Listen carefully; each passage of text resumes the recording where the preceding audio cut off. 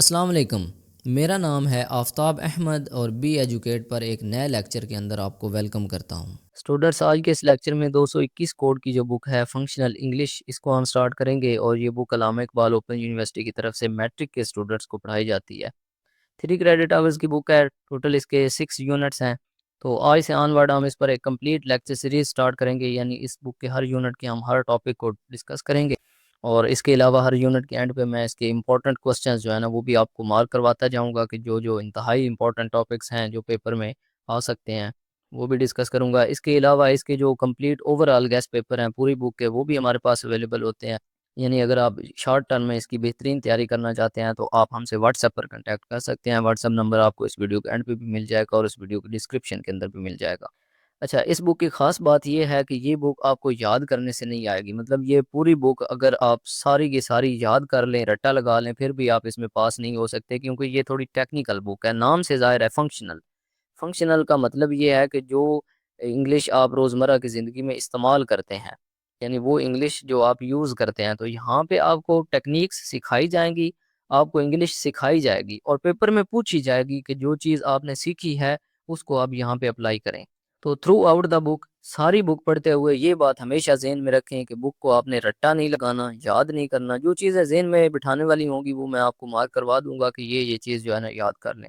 बाकी कोई आपने इसमें से क्वेश्चन आंसर याद नहीं करने, कोई इसमें से ट्रांसलेशन आपने याद नहीं करनी, सिर्फ इस बुक को आपने समझना है बस। और मैं आपको साथ साथ बताता जाऊंगा कि किस तरह पेपर में क्वेश्चन आता है इस बुक में से। तो हम कंटेंट की तरफ चलते हैं। 6 यूनिट्स हैं total. Talking about shopping, talking about health, talking about environment, people, library और डिक्शनरी। तो आज के इस लेक्चर में हम सबसे पहला यूनिट जो है ना हमारा, unit number 1, talking about shopping, यानी शॉपिंग के बारे में बात करते हैं। इस यूनिट को हम स्टार्ट करते हैं डायरेक्टली। आप यहाँ पे इस पेज पे आएंगे, बाकी सारी चीज़ें जो है ना वो आपने स्किप कर देनी है, वो कोर्स का हिस्सा नहीं है, तो यहाँ से आपने स्टार्ट करना है। Going shopping is very important part of every day life. अब रोज़ाना आप कोई ना कोई चीज़ शॉपिंग करने जाते हैं, कोई चीज़ खरीदने जाते हैं, तो शॉपिंग बड़ा अहम हिस्सा है। अब मैं दोबारा बता रहा हूँ कि इसको आपने ट्रांसलेशन याद करने नहीं बैठ जाना, स्पेलिंग और वर्ड मीनिंग्स और इस तरह की चीज़ें रट्टे लगाने नहीं बैठ जाना, क्योंकि ये पेपर में नहीं आएगा। ये सिर्फ आपको समझाने के लिए है। इसको सिर्फ समझें, इस लेक्चर को बस ध्यान से सुनना है, आपको सारी समझ आ जाएगी। अच्छा, अब एवरीडे लाइफ में रोज़ाना आप शॉपिंग करने जाते हैं, आप मीट शॉपिंग करते हैं, खरीदते हैं, vegetables, fruits, for dry groceries such as salt, chillies, lentils, sugar वगैरह वगैरह। इसके अलावा आप हाउस होल्ड आइटम्स खरीदते हैं, washing powder, soaps, toothpaste, shampoos वगैरह। ठीक है ना, मतलब गोश्त, सब्जियां, फ्रूट्स वगैरह आप खरीदते हैं। इसके अलावा नमक, मिर्चें, चीनी, चावल, इस तरह की चीज़ें आप खरीदते हैं। वॉशिंग पाउडर, साबुन, टूथपेस्ट और शैम्पू वगैरह आप खरीदते हैं।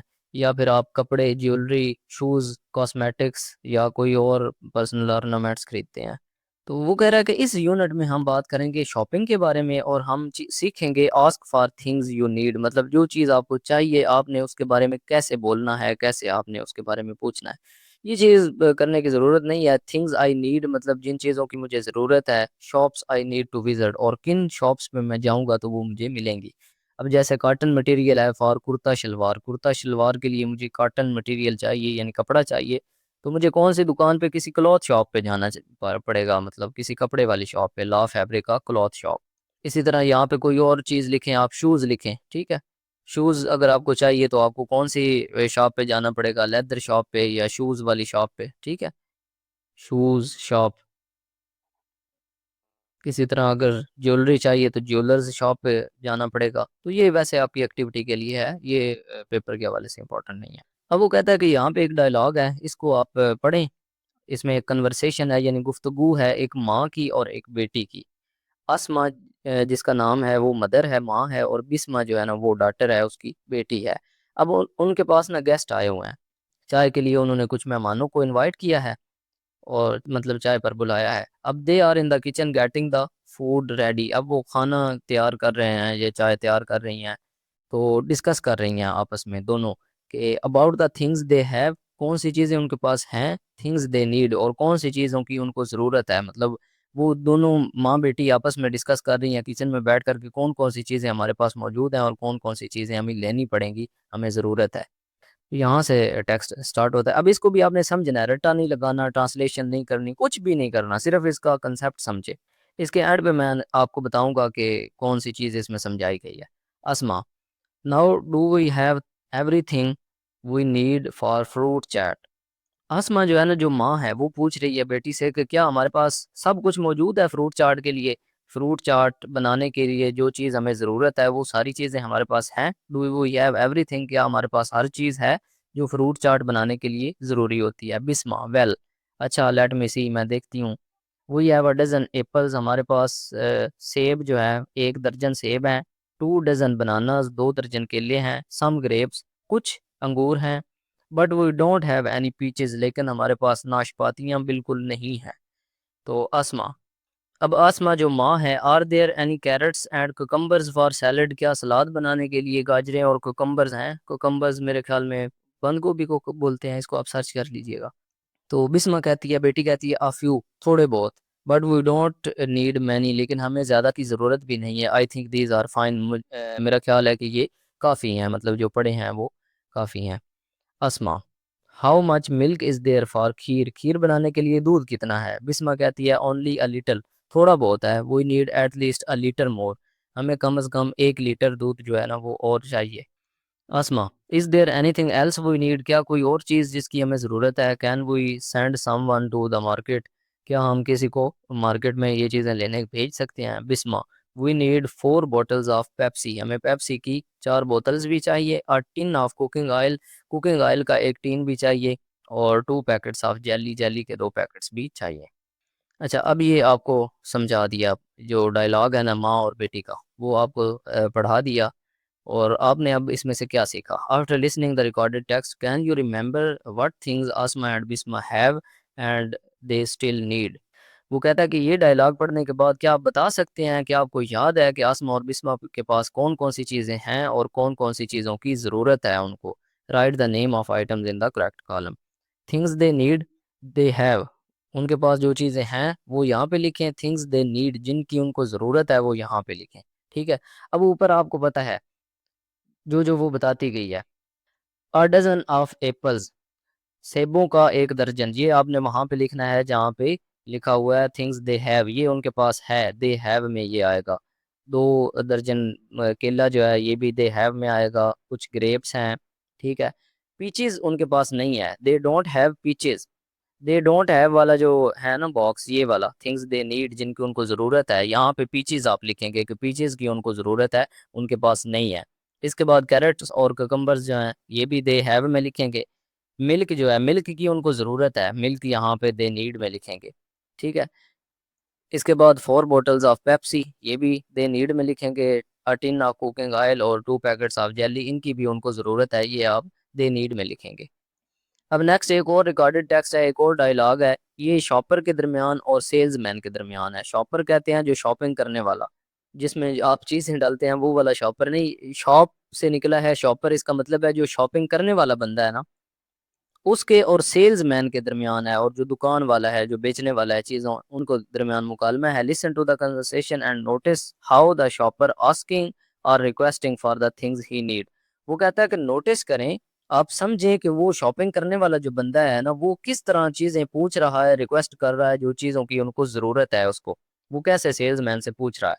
सेल्समैन, सेल्समैन उसको कहता है, अस्सलाम वालेकुम, कैन आई हेल्प यू, क्या मैं आपकी मदद कर सकता हूँ। Shopper, I would like a carton of mango juice please, कि मैं एक आम का जूस जो है ना उसका एक कार्टन चाहता हूँ, एक कार्टन मुझे चाहिए। सेल्समैन कहता है, sorry I don't have mango juice but I do have orange juice. वो कहता है कि मेरे पास मैंगो जूस नहीं है लेकिन ऑरेंज जूस है, आप वो ले सकते हैं। Shopper, 1 carton of orange juice, 1 carton orange juice कर दो। And 1 litre packet of Haleeb milk please, और 1 लीटर वाला पैकेट जो है ना वो हलीब मिल्क का कर दें। सेल्समैन कहता है, हेयर्स द जूस, ये आपका जूस रहा, बट सॉरी अगेन, लेकिन again sorry, I have sold off the last packet of milk just now, मैंने आखिरी पैकेट दूध का जो है ना वो अभी बेच दिया है। How about milk pack, milk pack के बारे में क्या ख्याल है। इट्स इक्वली गुड, ये उसके तकरीबन उस जैसा ही है। शॉपर कहता है, फाइन, अच्छा। A jar each of coffee and strawberry jam, strawberry jam और कॉफ़ी का हर एक का एक एक jar. And a large tin of pine Apple please, और पाइन एप्पल्स का एक बड़ा डब्बा जो है टीन वो होते हैं। सेल्समैन कहता है हेयर्स दे आर, यहाँ पे ये रहे। एनीथिंग एल्स, कोई चीज़ और? शॉपर बोलता है yes. Could you also give me a kilo of pistachios, raisins and almonds, क्या मुझे आप 1 किलो पिस्ताशियोज, रेजिन्स और almonds दे सकते हैं? Salesman sorry I don't sell dry fruits, salesman कहता है सॉरी मैं ड्राई फ्रूट्स जो है ना वो नहीं बेचता। शॉपर कहता है well that's about it, O yes, could you please also give me a tin of पाक प्योर देसी घी। वो कहता है अच्छा यही कुछ था, ओहो अच्छा, क्या आप मुझे एक पाक पे और देसी घी दे सकते हैं, उसका एक tin? Salesman of course a tin और टू, एक टीन या दो? शॉपर कहता है अ लार्ज टीन प्लीज, एक बड़ा टीन दे दें। अच्छा अब ये डायलॉग जो है ना ये भी पढ़ा, इसको याद करने की कोई ज़रूरत नहीं, ना इसके मानी आपने याद करने हैं ना कोई ट्रांसलेशन। एक्सरसाइज है, एक्सरसाइज वो कहता है कि after listening the conversation between shopper and salesman, salesman और शॉपर के दरमियान आपने कन्वर्सेशन सुनी, गुफ्तगू सुनी। Can you tick only those things that shopper buys, shopping करने वाला बंदा जो है ना जो चीज़ें खरीदता है सिर्फ उनको आप टिक करें। अच्छा एप्पल जूस वो नहीं खरीदता, इसका जिक्र ही नहीं हुआ। मैंगो जूस वो मांगता है लेकिन उसके पास होता नहीं है। टी बैग्स, टी वो खरीदता है, टी खरीदता है या कॉफ़ी खरीदता है, ये आप ऊपर से देख लीजिएगा। अच्छा 1-1 किलो वो फिर पिस्ताशियोज खरीदता है, पिस्ताशियोज खरीदता है, देसी घी खरीदता है, जैम खरीदता है। अलमोंड्स तो नहीं वो खरीदता, क्योंकि सॉरी पिस्ताशियोज भी नहीं खरीदता क्योंकि फास्ट फूड तो उसके पास थे ही नहीं। सिर्फ वो देसी घी खरीदता है, जैम्स खरीदता है, रेजिन्स भी नहीं थे, सोप्स भी नहीं थे, पीनट्स नहीं थे, मिल्क खरीदता है, पाइन एप्पल्स खरीदता है। ये वाली चीज़ें जो है जो वो खरीदता है, बाकी उसके पास नहीं थी। अच्छा अब बात असल शुरू होती है कि इन दोनों डायलॉग्स में जो चीज़ें आपको समझाने की कोशिश की है, दोनों डायलॉग्स आपने पढ़े, स्पीकर्स को आपने सुना, mention things in different quantities. अब इसमें से जो भी चीज़ें आपने पढ़ी हैं ना, लोगों ने मुख्तलिफ क्वांटिटी के अंदर चीज़ें मांगी हैं। क्वांटिटी कहते हैं मिकदार को, मुख्तलिफ मिकदार में। तो listen and read the dialogues again, दोबारा आप ये डायलॉग्स सुने। Right the correct quantities of the following things, और जो मुनासिब क्वांटिटियां हैं ना, मुनासिब जो मिकदारें हैं वो इनके लिखे, मतलब किस मिकदार में कौन सी चीज़ ली जाती है। अब जैसे एप्पल हैं, एप्पल हमारे यहाँ किलो में भी लिए जाते हैं, वैसे ये डजन में भी ले सकते हैं, दर्जन में भी ले सकते हैं। तो यहाँ पे अ डजन ऑफ एप्पल्स आप लिख सकते हैं, अ डजन एप्पल्स यानी एक दर्जन आम। इसी तरह मिल्क है, मिल्क किस में लिया जाता है? मिल्क लीटर्स में लिया जाता है, अ लीटर ऑफ मिल्क। इसी तरह 4 डैश ऑफ पेप्सी, पेप्सी किस में ली जाती है? पेप्सी बॉटल्स में ली जाती है, तो 4 बॉटल्स ऑफ पेप्सी, पेप्सी की 4 बोतलें। तो ये इसकी मिकदार है, ठीक है। पेप्सी बोतल में ली जाती है, मिल्क जो है वो लीटर में लिया जाता है, एप्पल्स डजन में लिए जाते हैं, दर्जन में। कुकिंग ऑयल का टीन लिया जाता है, टीन या पैकेट भी होते हैं, पैकेट्स लिख लें, या tin of cooking oil. Jelly, jelly या जैम्स जो हैं इनके जार होते हैं, जार भी होते हैं, पैकेट भी होते हैं, पैकेट लिख लें, जार लिख लें, जो मर्जी लिख लें। और dash of mango juice, mango juice का आप जार लिख सकते हैं, ठीक है। अब ये वो वाली असल चीज थी जो आपको समझाएगी, या quantity. A dash of coffee, coffee का कप होगा, ठीक है, कप ऑफ कॉफी। और इसी तरह a dash of pistachio, kilo of pistachio, ठीक है। जो होते हैं ना ड्राई फ्रूट्स, उसको आप किलो में लेते हैं, किलो केजी भी कह सकते हैं, किलोग्राम भी, या किलो। अब वो कहता है कि ऊपर वाले जो डायलॉग्स हैं ना उनमें से दोबारा हम एक्सप्रेशंस रिपीट करते हैं, दो किस्म के, दो कैटेगरीज में हमने डिवाइड किया है। एक एक्सप्रेशन ऑफ क्वांटिटी है, यानी मिकदार के एक्सप्रेशन जिसमें किसी चीज़ की मिकदार बताई गई है। दूसरे एक्सप्रेशंस ऑफ रिक्वेस्ट, यानी रिक्वेस्ट के एक्सप्रेशंस कि किस तरह आपने रिक्वेस्ट करनी है, कौन कोई चीज़ लेनी है ना तो किस तरह आपने मांगनी है। तो क्वेश्चन जो है ना वो इस तरह का आया करेगा, मतलब आपसे वो ये पूछेगा कि आप कोई दुकान पे चीज़ लेने गए हैं, फलां चीज़ आपने खरीदनी है, तो वो किस तरह आप मांगेंगे दुकानदार से, या फिर आपने वो किस क्वांटिटी में मांगनी है, इस तरह का क्वेश्चन आएगा। सेम एज इट इज ये वाले नहीं आएंगे, लेकिन ये एक्सप्रेशंस आपने याद कर लेने हैं, रट लें। अगर कोई भी चीज आप लेने जाए दुकानदार से तो आपने इस तरह करनी है, कैन आई हेल्प यू, दुकानदार आपसे ये कहेगा can I help you. Could you please give मी या, आगे जो भी चीज आपने लगानी है, जो चीज आपने लेनी है ना वो आप लगा दें, आ किलो ऑफ पोटैटोज लगा दें, लीटर मिल्क लगा दें, मतलब जो चीज़ आपको चाहिए ना वो यहाँ पे लगा सकते हैं। बेसिक जो आपका सेंटेंस है ना वो ये है, can you please give me a, आगे डैश है, ठीक है।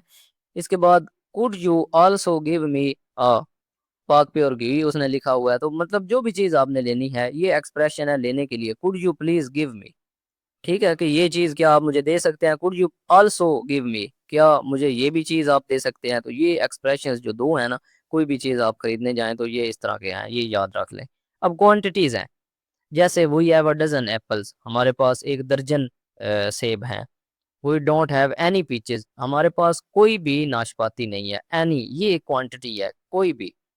वी डोंट नीड मैनी, हमें ज्यादा की जरूरत नहीं है, ये क्वांटिटी है मैनी, ज्यादा की।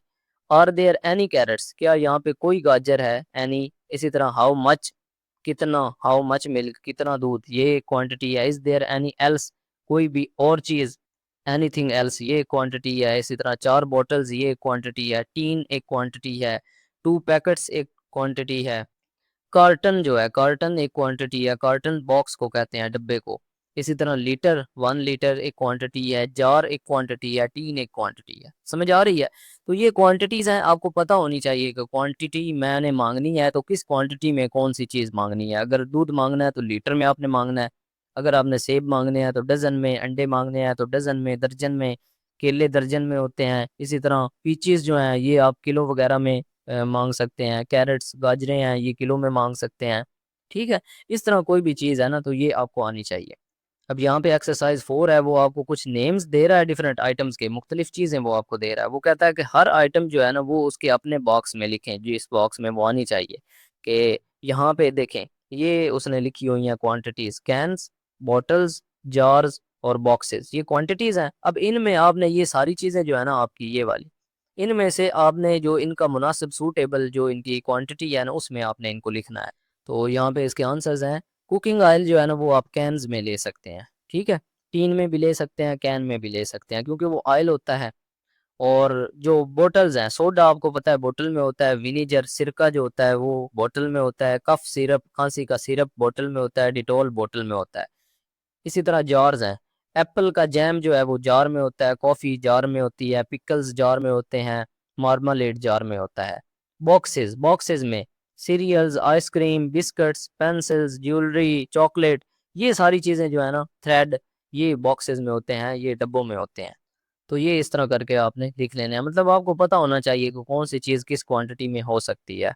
अब कुछ और क्वांटिटीज भी यहाँ पे दी हुई हैं। अब मीटर ऑफ क्लॉथ, क्लॉथ कपड़ा वो आपको पता है ना मीटर में लेते हैं। Ounce of fresh ice cream, fresh cream है, सॉरी, क्रीम जो है वो आउंस में भी ली जाती है। आउंस भी एक पैमाना होता है तोलने के लिए।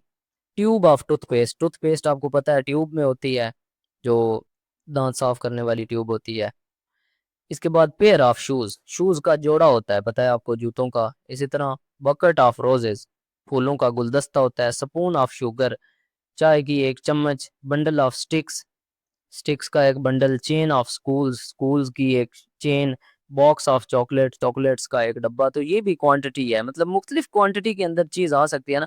अब शुगर, स्पून ऑफ शुगर, चीनी का एक चम्मच। अब चीनी आप किलोग्राम में भी ले सकते हैं, किलो के अंदर, अ किलो ऑफ शुगर। ठीक है, चीनी का किलो वो बड़ा पैमाना है, लेकिन स्पून ऑफ शुगर, अब किलो तो आप नहीं ना उसमें डाल सकते, कप में, कप में आपने कोई 1-2 चम्मच डालनी होगी। अ स्पून ऑफ शुगर या 2 स्पून ऑफ शुगर, चीनी के 2 चम्मच। तो इस तरह मुख्तलिफ जो है ना वो क्वांटिटी के अंदर चीज़ हो सकती है।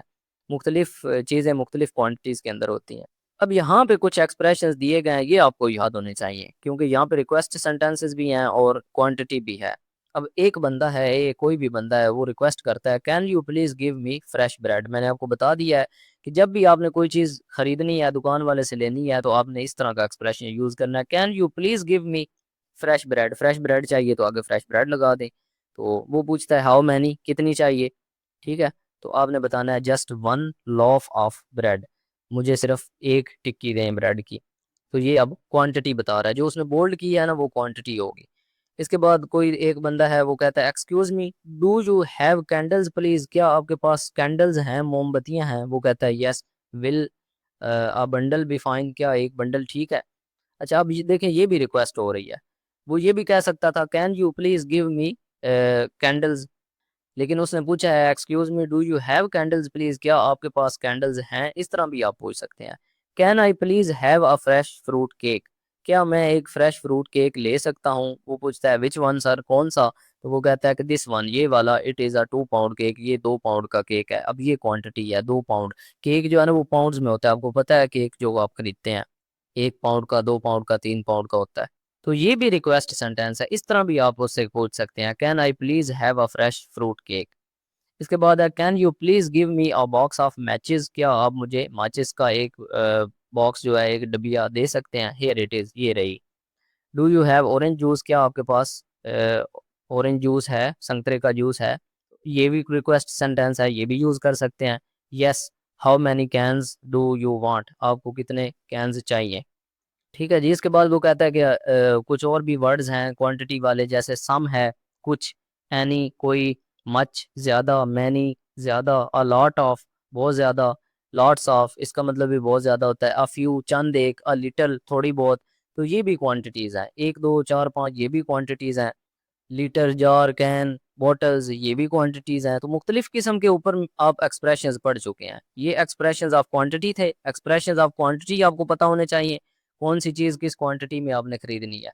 अच्छा, ज़रूरी नहीं होता कि आप बुक वाला ही सेम एज़ इट इज़ चिपकाएँ, जो भी आपको समझ हो। मतलब आपके अब जैसे मैंगोज़ हैं, या जैसे एप्पल्स हैं, सेब हैं, उनको आप किलो में भी लिख सकते हैं, उनको आप डज़न में भी लिख सकते हैं, ज़रूरी नहीं है।